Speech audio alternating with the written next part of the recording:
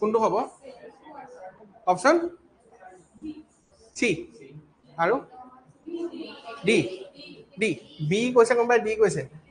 তুমি কি কৈছা বি কৈছা ডি বি কৈছা বি কৈছা সি কৈছে ডি কৈছে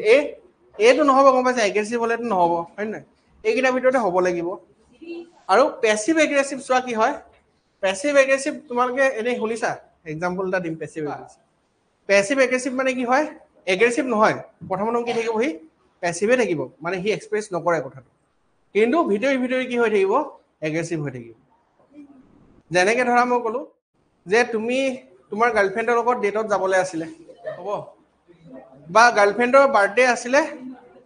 তুমি গিফ্ট দিলা বা গিফ্ট নিদিয়াকে থাকিব নোৱাৰে দিলা কিন্তু গিফ্টটো তোমাৰ কি হ'ব পচন্দ নহ'ল তাৰপিছত তুমি সুধি আছা ভাল লাগিছে নাই তোমাৰ ভালে লাগিছে আৰু বুজিছা তুমি সুধিছা যে মোক বেয়া পাই আছা নেকি কিয় বেয়া পাম মই তুমি বেয়া পাব বুলি কি কথা হ'ল বেয়া পাব বুলি কি কথা হ'ল এইটো সেইটো কি হ'ব সেইটো হ'ব পেছিভ এগ্ৰেছিভ বুজি পাইছা নাই ডাইৰেক্ট এগ্ৰেছিভ নহয় সেইটো কি হয় পেছিভ এগ্ৰেছিভ বুজি পাই আছা মনত থাকিব পেছিভ এগ্ৰেছিভ কি হয়